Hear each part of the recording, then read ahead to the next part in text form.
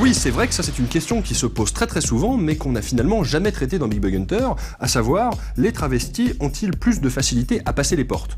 Ou de manière générale, est-ce que se travestir aide à voyager? Alors, il est vrai que dans Travelo il y a travel, voyage en anglais, je précise pour nos amis germanophiles, mais aujourd'hui penchons-nous plus particulièrement sur ce fameux dicton « Travelo qui se lève tôt, ménage sa monture ».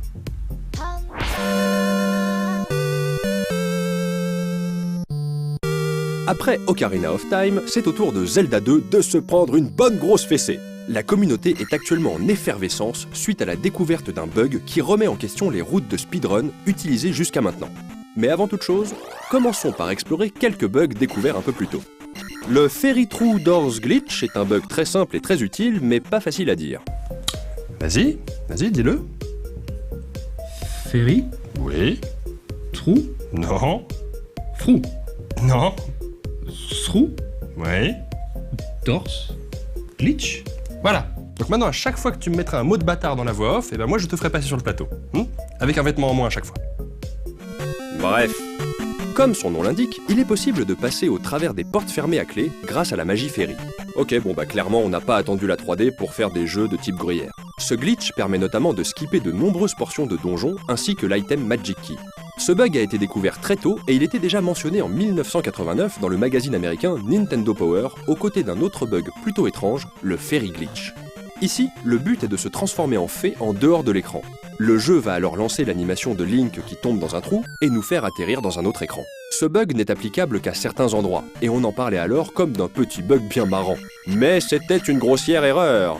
On n'avait pas encore mesuré pleinement les possibilités qu'offrait ce bug à l'époque. Les tasseurs, et par tasseurs je ne parle pas d'un membre de votre famille, mais de ces gens qui font des courses à assistement d'outils, ont été les premiers à voir le potentiel de ce bug et s'en sont servis pour littéralement violer le jeu. Ils ont également remarqué qu'en appuyant simultanément sur deux directions opposées, Link pouvait atteindre des vitesses vertigineuses. Mais nous ne nous attarderons pas sur ce sujet puisqu'il faut faire une modification de la manette et que la Big Bug Hunting Society of Montargis n'a pas encore validé la procédure.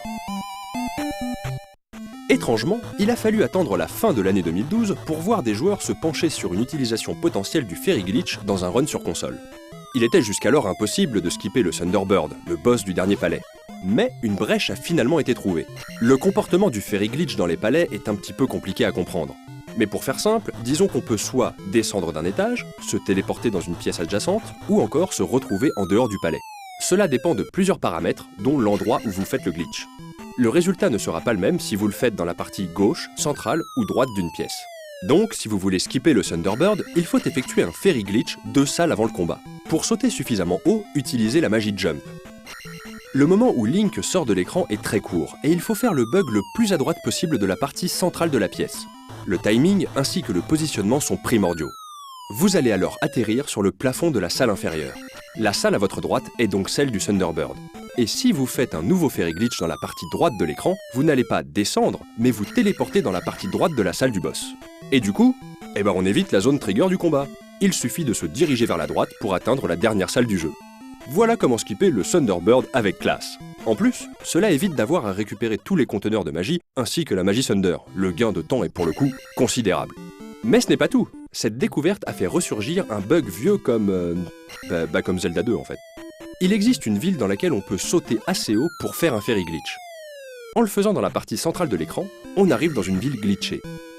Elle n'existe nulle part, et si vous venez à sortir vers la droite, oula, vous vous retrouvez bloqué en plein milieu de l'océan. Ça sent le Wong Warping à plein nez cette histoire. Ce bug est connu depuis belle lurette, mais on sait maintenant comment s'en servir pour se téléporter vers des endroits plus utiles qu'au beau milieu de la mer. Pour cela, entrez dans une maison pour réapparaître au début de la ville. Faites cela 3 fois et les graphismes vont alors commencer à s'affoler. Entrez encore 2 fois dans une maison et c'est bon. Vous venez d'activer le Screen Scroll Glitch. Quoi? Ça allait celui-là? Vas-y, dis-le. Screen Scroll Glitch? Ouais, plus vite. Screen Scroll Glitch? Plus vite. Screen Scroll Glitch? Plus vite. Screen Scroll Glitch? Plus vite. Screen Scroll Glitch? Plus vite. Screen Scroll Glitch? Screen Scroll Glitch? Tu vois? Allez, enlève ton froc. Sortez de la ville par la gauche et vous allez rapidement constater que quelque chose ne tourne pas rond. Déjà dans les écrans de combat, vous n'apparaissez plus au centre mais à gauche. Mais le plus perturbant, c'est que le jeu confond littéralement partie droite et gauche. Ici par exemple, le décor qui s'affiche est celui de la partie droite, alors que vous êtes dans la partie gauche. Les sprites reviennent dans l'ordre au fil de vos pas, mais faites quand même attention où vous mettez les pieds. En jouant ainsi avec les transitions d'écran, il est possible d'atteindre des zones de load d'autres salles et ainsi se téléporter. Le principal intérêt de cet énorme glitch est d'accéder rapidement au dernier palais et surtout de passer la barrière à l'entrée. Il n'est désormais plus nécessaire de finir les 6 palais pour pénétrer dans le Great Palace.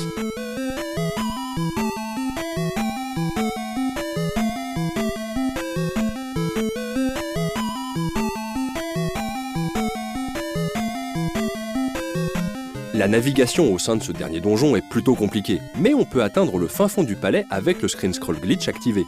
Il reste alors un dernier obstacle pour finir le jeu de cette façon, le Thunderbird qui, pour être vaincu, demande 8 conteneurs de magie et la magie Thunder. Mais c'est désormais chose ancienne avec le Thunderbird Skip expliqué précédemment.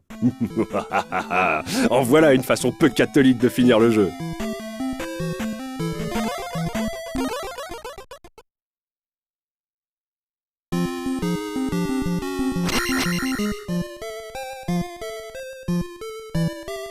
Et si vous voulez vraiment pousser le jeu dans ses derniers retranchements, vous pouvez en réalité accéder à la ville glitchée à partir de n'importe quelle ville.